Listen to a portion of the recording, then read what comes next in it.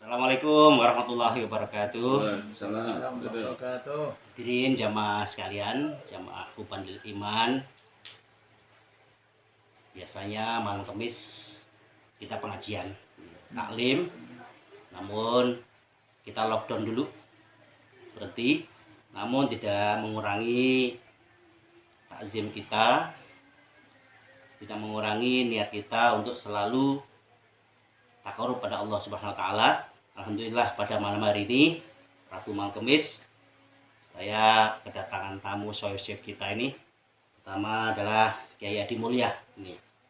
Yang kedua adalah Ustadz Abdus Sobur Zakaria dari Gangnangka, Bumi Ayu. dan beliau dari Pabuaran. Datang di sini pertama adalah silaturahim, ya, silaturahim Menjelang Ramadan. dalam rangka menjelang Ramadan, Saling karena memaafkan. kita masih bulan Sya'ban ini ya. Mungkin sekarang lagi kita akan segera memasuki bulan suci Ramadan. Untuk kita silaturahim, saling memaafkan di antara kita semuanya. Dan mumpung kita berkumpul, tentu mari kita muzakarah. Muzakarah itu sangat perlu sekali, terutama berkaitan dengan yang lagi update nih, yang lagi viral ya, ini, yaitu berkaitan dengan yang lagi marah viral disebut dengan corona atau COVID-19. Itu kayak apa, seperti apa, tentu semua sudah tahu dan punya pandangan masing-masing tentunya ya. Namun alangkah baiknya kita bahas nih dari sisi bagaimana sisi agama kita ini. Yang pertama nih, saya mohon nih pada Kiai Adi Mulya untuk memberikan tanggapan pendapatnya, karena ini Ki, terus terang virus corona ini luar biasa ini ya, artinya terjadi pro kontra ini di antara kita, terutama berkaitan dengan fatwa MUI yang sampai ada himbauan untuk tidak melaksanakan sholat Jumat, bahkan sholat rawatib berjamaah pun kalau bisa ditutup di rumah. Bagaimana sebenarnya itu menurut Kiai Adi Mulya? Silakan. Sekarang dengan hadirnya corona, katanya sebagian orang membahayakan manusia. Dan kita harus tahu siapa itu manusia. Manusia itu diantaranya makhluk Allah. Di dalam Al-Quran itu 25 kali disebutin tuh manusia.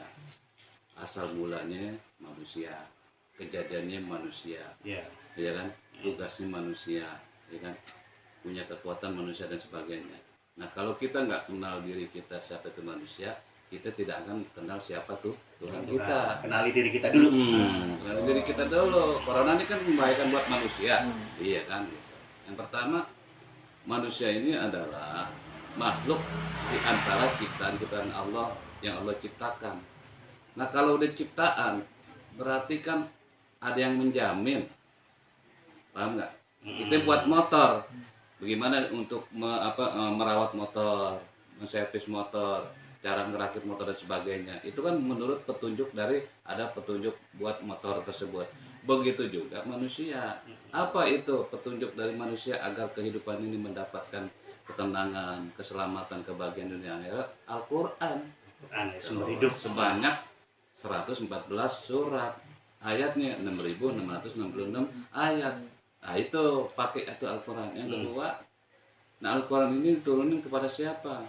Kepada Nabi awal dan akhir, yaitu baginda Nabi besar kita Muhammad SAW. Bagaimana kita cara untuk mengamalkan kehidupan dalam Al-Quran tersebut? Udah dicontohin oleh Rasul. Dan kita jangan bicara Al-Quran dulu. Kita ini termasuk umatnya siapa? Umat yang paling utama, umat yang terhebat, yaitu umat Nabi Muhammad. Siapa itu Nabi Muhammad? Nabi Muhammad itu diantaranya kehebatannya itu dari ujung rambut hingga ke telapak kaki melebihi para anbiya dan rasul. Kalau yang lain cuma dibuat dari cahaya tanah dan sebagainya, tapi Nabi Muhammad dibuat sama Allah antar nurun nurin. Jadi dari ujung rambut sampai kaki mujizat semua. Contoh, Abu Bakar Siddiq sebelum lahirnya Nabi Muhammad, dia itu selalu memandang bulan dengan kehebatan cahaya bulan. Begitu lahirnya Nabi Muhammad dan dia menjadikan salah satu mertua dan salah satu sahabatnya nggak mandang bulan lagi. Ditanya sama anaknya, abah kok nggak mandang bulan lagi? Ada satu manusia hamba Allah yang sempurna, yaitu mengalahkan cahaya bulan. Siapa? Nabi Muhammad. Nah, Abu Bakar ini setiap mau makan, dia baca basmalah, begitu terbayang wajahnya Rasul, perutnya udah kenyang. Oh, nggak jadi makan. Karena apa? Cukup memandang dan membayangi wajah Rasul, perutnya udah kenyang. Ini kita tidak Nabi dulu nih, ya. Dan Nabi yang diserahkan itu alam semesta ini menjadi satu kebaikan. Kalau bahasa kita dikuasakan. Dikuasakan bukan kepada Nabi Adam, bukan, kepada Nabi Muhammad. Apa itu? Ayat itu pada apa dah? Wa ma arsalnaka illa rahmatan lil alamin. Jadi diserahkan nih agar mendapatkan keselamatan, kesejahteraan bagian dunia akhirat, ya. Kepada siapa? Kepada junjungan kita. Maka dalam syariat kita, ya, dalam kita melaksanakan sholat, kita berdoa, ya, diwajibkan 3: istighfar, hamdalah, bersolawat. Termasuk rukun sholat kalau nggak nyebut nama Nabi, ya, itu tidak sah. Itu kayak bagaimana kita cerita Nabi dulu. Kita ini umat Nabi, masalah corona kecil. Kenapa? Siapa dulu kita sebagai umat siapa? Umat Nabi Muhammad. Nah, jangan sampai, nah, kita lihat sejarah, ya. Yang pertama, kita dulu dijajah sama Belanda 350 tahun. Yang mana ngelawan dimatiin nggak? Dimatiin. Diseksa nggak? Diseksa. Tapi dengan syariat Rasul mendapatkan satu kekuatan iman, ya, menjalankan keimanan, diberikan kekuatan oleh Allah. Dengan modal bambu runcing bisa ngusir tuh tank, bisa ngusir tuh senjata. Kalau secara akal kira-kira Ustadz Joka nyabet-nyabet pakai lidi, motor ngegeser nggak? Kagak. Sekarang lawan tank pakai bambu runcing kan masuk akal. Kenapa jadi bisa terusir? Karena kekuatan iman. Loh, kenapa dia bisa kekuatan iman? Karena dia menjalankan syariat Nabi Muhammad. Nah, jadi merdeka. Lebih dahsyat mana penjajah sama corona? 350 tahun.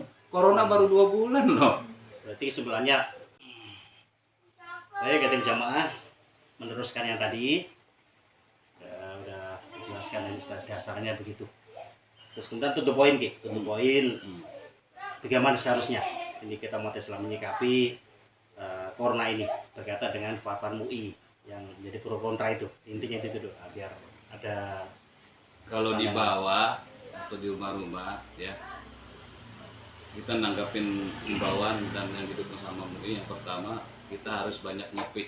Ngopi? Apa tuh ngopi? Ngobrol perkara iman. Oh gitu ya. Kuatin iman kita. Yang kedua, kita pakai jahe. Apa itu? Jangan hesek. Oh gitu. Terus di sana. Nah, gitu. Rempong ya. Rempong.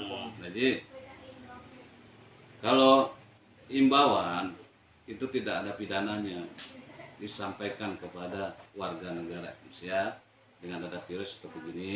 Terus dikuatkan oleh MUI. MUI juga kan menyatakan disampaikan kepada umat Islam, jangan melakukan kumpul orang bersama, ya, baik sholat berjamaah dan sholat Jumat. Di situ himbauan MUI disampaikan kepada umat Islam. Berarti kita enggak dihimbau. Kenapa? Umat Islam yang melaksanakan kewajibannya disebut bukan umat lagi, seorang muslim. Kecuali kalimatnya disampaikan kepada umat Islam yang muslim. Muslim itu orang yang beriman yang melaksanakan perintah Allah. Berarti kita nggak kena. Umat Islam berarti kan yang beragama Islam. Yang beragama Islam nggak semuanya melaksanakan perintah Allah, kecuali disampaikan kepada umat Islam yang melaksanakan kewajiban Allah, yaitu orang Muslim. Kita orang Muslim berarti nggak masuk himbauan MUI gitu. Nah, di sini himbauan kita, gimana supaya kita bijaksana? Himbauan kita kerjain. Karena apa? Himbauan pemerintah yang dikuatkan sama MUI ini nggak ada corona emang wajib kok kita untuk sholat. Apa syaratnya? Di antaranya apa? Kita harus terbebas dari hadas besar, hadas kecil, kebersihan. Syarat sahnya sholat. Nggak ada corona ya harus dikerjain, apalagi dianjurin ya kita pakai, ya kan? Yang kedua, tadinya sebelum ada corona umpama masjid nggak dipel dan sebagainya, 3 kali dipelnya. Terus kita biasa nggak bersihnya cuma 50%, dengan corona kita 100%. Itu aja. Jadi himbauan kita laksanain, perintah jangan ditinggalin. Kan sholat itu perintah Allah. Jadi kesimpulannya sholat Jumat nggak boleh lockdown terus ya? Terus. Nggak boleh tutup. Nah, himbauan kita laksanain, perintah Allah kita kerjain. Satu, yang kedua, para DKM dia kan ketua masjid, ya kan, dan masjid ini milik bersama. Ada himbauan, harusnya ada rapat dulu di antara para asatid. Berjalan kan ini masalah Jumat, terus zamannya seperti apa.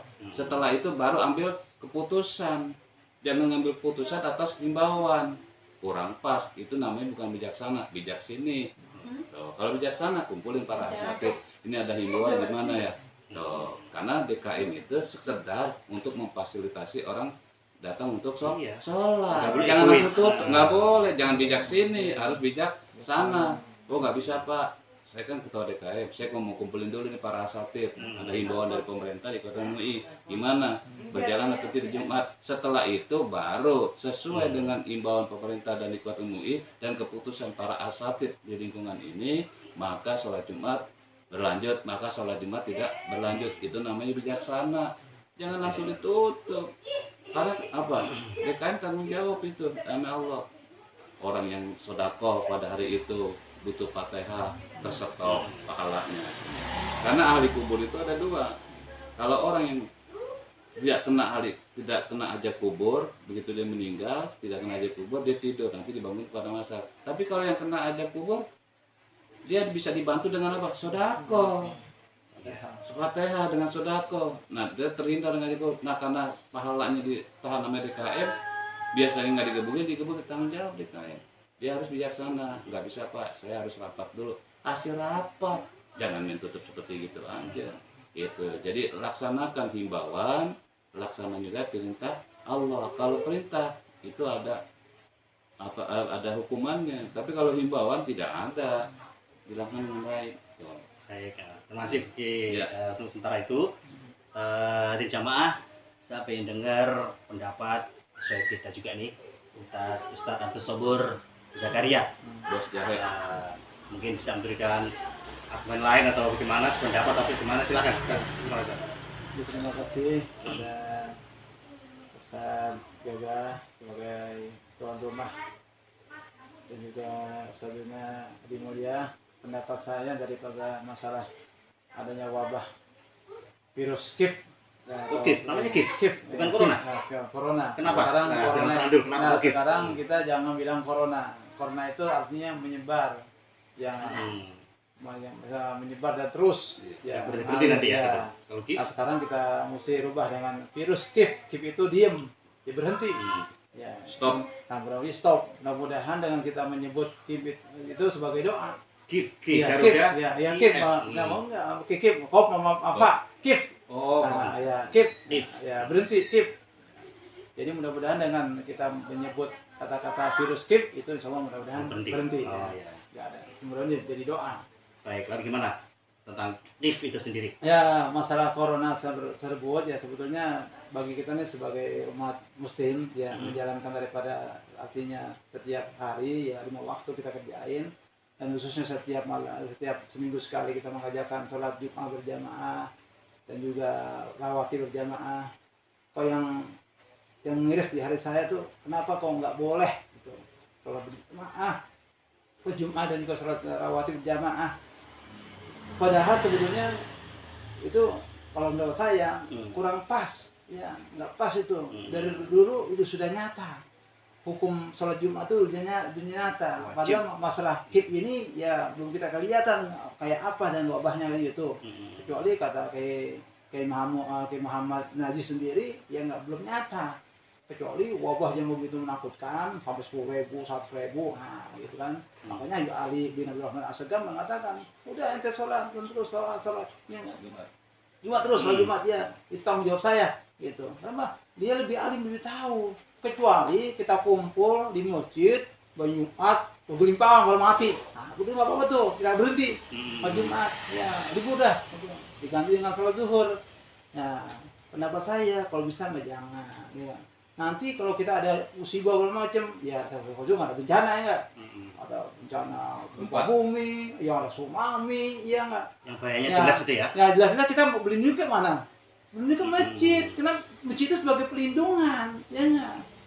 Ya, itu Anas bin Malik aja mengatakan tuh zaman dulu, Innallaha ta'ala idza anzala ahatan minas sama'i al ardi surifat an umarin masajid. Catatan. Kita lanjut sesi ketiga nih. Tur lagi nih. Satu sesi berapa menit sih? 7 menit. 7 menit. Tadi lumayan. Sambung ketiga ya. Baik, kita lanjut sesi ketiga. Masih ke Ustaz Tatus Sobur, Zakaria. Ya, jelas sekali ya Ustaz ya. Jadi Itu tadi hadis apa? Ya hadis Nabi. Oh, Ya, ayo ya. Ulangin Pak. Anas bin Malik ya bersama yang berkata Rasulullah SAW bersabda, Inna Allah Ta'ala idza anzala ahatan minas sama'i al-abdi surifat an ummar masajid. Sesungguhnya apabila Allah Ta'ala menurunkan penyakit dari langit kepada penduduk bumi, maka Allah akan menjauhkan penyakit itu dari orang-orang yang meramaikan masjid. Ya kan? Ada wabah kita suruh nggak sholat Jumat. malah jawab masjid. Jauh masjid. Suruh banyakin istighfar, istighosah. Mudah-mudahan kita sama-sama kumpul berdoa, ya mudah-mudahan wabah itu hilang. Bener-bener give ya. Iya benar, Berhenti. iya berhenti. Gitu ya. Nanti kita maunya berlindung ke mana? Yang rata-rata kita berlindung ke masjid ya enggak? Iya. Sekarang ditutup nggak boleh sholat, bermacam orang merungkang macam. Itu mah takdir ya. Udah kita jangan takut sama corona, takut sama Allah. Ya enggak, kalau kita kena ya namanya takdir tuh namanya, ya enggak, nanti udah usaha kebersihan kita jaga, apalagi kita tuh ya di bawah 5 hari, ya enggak, atau waktu ya kita mau jaga 5 kali wudhu, orang Islam udah bersih ya enggak, itu wudhunya harus kepada Allah ya enggak. Gitu. Terus mohon maaf nih pada dimana yang maupun ke Tasobur, satu fenomena di kebun jeruk, ya. Mereka berkumpul, kemudian ditemukan ada 3 yang kena corona, virus corona. Akhirnya diisolasi nggak boleh keluar ya, karena takut menyebar. Nah, fakta itu akhirnya membuat semakin membenarkan sinyalemen itu bahwa memang nggak boleh berkumpul berjamaah. Bagaimana itu? Di kebun jeruk. Kalau seperti kayak di Istiqlal, itu kan jamaahnya sifatnya itu udah internasional, termasuk jamaah tabligh. Itu ada tamu dari luar. Ya. Tapi kalau yang luar lingkup kampung, wilayah kecamatan, enggak kan keterdeteksi. Jangan di belakang seperti itulah ya. Nah, iya, beda. Satu. Terus yang kedua, seperti orang jalan, ya sekarang mau dengan sebagainya kan diperiksa kesehatannya. Kenapa enggak? Masjid itu difasilitasi untuk pengecekan. Kan berarti membantu pemerintah. Yang mau jamaah ini diperiksa. Oh kalau ternyata dia kena virus, nah langsung dibawa ke rumah sakit yang telah diterujuk sama pemerintah. Nah dengan sholat Jumat itu membantu untuk menyeleksi orang yang kena virus. Nah kalau misalkan tidak dibolehkan, kita nggak tahu dong. Lewat sembahyang Jumat itulah berarti warga sini ada yang kena atau tidak. Nah itu dikasih fasilitas sama pemerintah melalui DKM. Nah untuk mengecek masalah suhu badan dan sebagainya. Satu. Terus yang kedua ada kalimat begini. Memang Ustaz tahu kalau ada di antara jamaah itu anak-anak tidak, itu kan namanya kan gaib. Kita masuk masjid itu, kita pasrah diri berdoa kepada yang maha gaib. Kita doa, ya Allah, kalau andai kata ada yang kena di kampung ini, di dalam masjid ini, angkat ya Allah, sembuhkan. Dan yang kedua, yang sudah sehat berikan dan selalu ditambah dijaga kesehatannya. Berarti kan membantu saat kita beribadah. Dan di sini kita harus membedakan berkumpul, berkerumun itu berkumpul untuk umum. Tapi kalau sifatnya berjamaah pasti ngumpulnya dalam ibadah. Contoh, ada orang tabrakan, berkerumun nggak ada. Itu orang berjamaah lihat orang tabrakan nggak ada. Tapi kalau berjamaah dalam majelis taklim berjamaah, sholat berjamaah nggak ada. Lu berkerumun ya di majelis taklim nggak ada. Jadi kalimatnya itu harus dibedain. Dan yang kedua, kita harus membedakan antara nekat dengan tekad. Kalau nekat kayak penduduk Itali, dia biasa mabok, biasa ke kafe, dilarang, nekat dia, akhirnya kena tuh corona. Kalau orang yang ke masjid, tekad. Kenapa? Dia menjalankan syariat dengan tekad, dengan iman ketemu Allah untuk mendoakan dirinya, mendoakan jamaahnya. Beda. Ini antara nekat sama tekad disamain sih. Kalau di Itali dia biasa ke kafe, biasa mabuk dilarang, nekat. Kalau kita orang yang beriman pakai tekad, seperti contoh dulu tinggal untuk Islam, ada yang dibunuh, ada yang diseksa, dia tetap memakai. Kenapa? Pakai tekad, itu bedanya. Nah sekarang orang lupa. Terus yang ketiga ada kalimat ikhtiar. Kita kan ikhtiar. Pada dasarnya manusia itu tidak ada ikhtiar. Manusia itu cuma punya niat dan melaksanakan ibadah. Sekarang kalau ikhtiar, ya kan? saya hadir kemari datang ke rumah Ustadz Yoga nggak pakai ikhtiar. Kalau ikhtiar saya bilang Ustadz saya mau datang, mungkin saya 1 bulan baru sampai kemari. Ustadz gimana sih?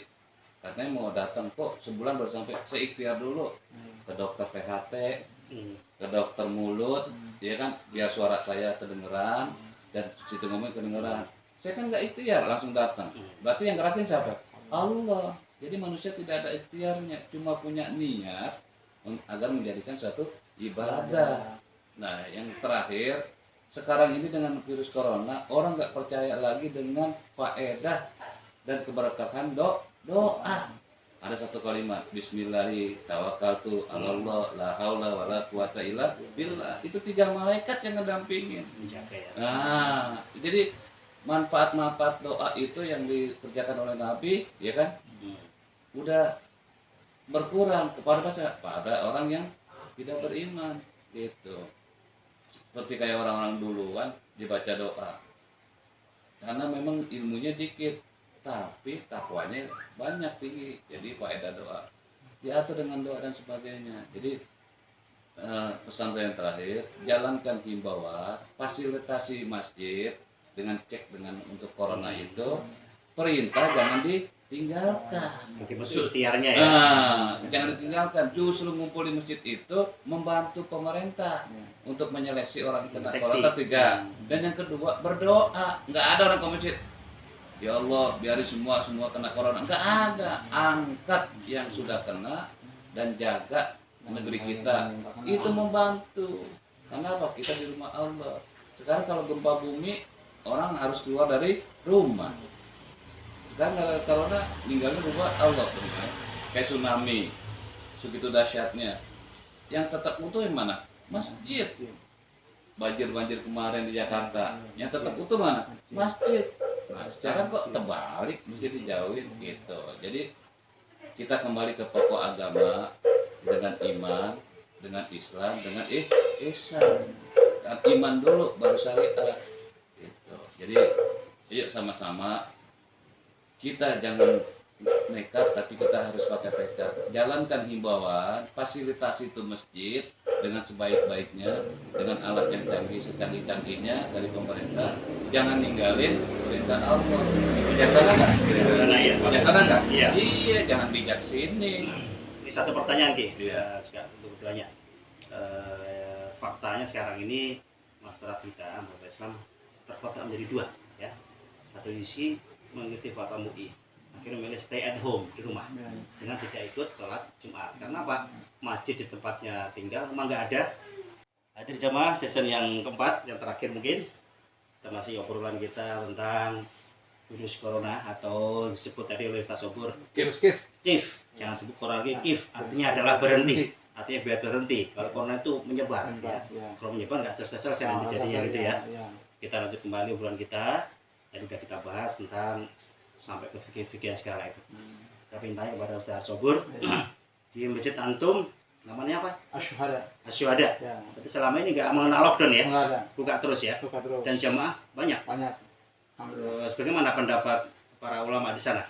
Ya dari mereka ya ikutin bagaimana kita. Iya, bagaimana kita ikuti ya kita kerjain. Mereka ya ikut ya, kecuali ada apa edaran dan segala macam ya sampai ada ya sesuatu yang menakutkan lah gitu, baru kita berhenti ya gitu. Tapi kita mesti musyawarah dulu dengan jamaah, kita buat apa kita berhenti atau kita libur kan gitu. Ternyata jamaah banyak yang mendukung yang luar biasa mendukung. Terus mohon maaf, setelah itu ada nggak aparat datang? Oh belum, nggak ada. Sekarang belum. Teguran nggak ada. Alhamdulillah ya. Alhamdulillah. Nah sebetulnya saya sebagai DKM juga merasa kecewa, ya, dan juga ya secara pribadi, dan juga takutnya saya mengecewakan ya ahli-ahli kubur yang sudah memberikan sumbangan kepada masjid Asyuhada, yang mestinya dibacakan Fatihah, ya enggak, ditunda gara-gara kita nggak mengerjakan sholat Jumat berjamaah gitu, apalagi setiap hari kita sholat berjamaah gitu. Saya malah kecewa, makanya nih kalau apalagi ini 3 kali berturut-turut kita nggak sholat Jumat, wah munafik kita. Iya, nggak ada uzur. Tanpa uzur ya. Iya, uzur, nggak ada uzur syar'i, ya nggak, kecuali kita sakit. Dari jelas sekali itu. Sakit ya, kita kan sehat, iya nggak. Ya mestinya kita yang ada wabah corona kip ini, ya virus kip ini kita mestinya mendekatkan diri sama Allah. Sama kumpul di masjid, bukannya arti meninggalkan masjid. Ya, apalagi sekarang kita nggak boleh sholat Jumat, ya nggak? Gitu. Ini mantara, kata Nabi Sallallahu Alaihi Wasallam mengatakan dalam ya hadisnya, mantara salah saja Jum'ah mutawaliyatin faqad nabada islamin waraka dhuhrihi. Siapa yang meninggalkan sholat Jumat 3 kali secara berturut-turut, maka ia telah membuang Islam ke belakang punggungnya. Iya, seakan-akan dia nggak munafik, nggak menghiraukan. Jadi juga mantaroka salat Jum'atin min ghairi uzin kutiba minal munafikin. Siapa yang meninggalkan 3 kali sholat Jumat tanpa uzur, maka dia ditetapkan sebagai bagian dari orang munafik. Mau kita disebut orang munafik? Iya.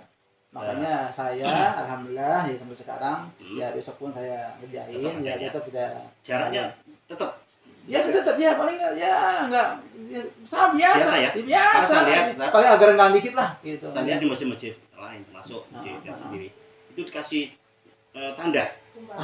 Itu jaraknya hampir setengah meter. Iya. Jarak seperti itu. Iya.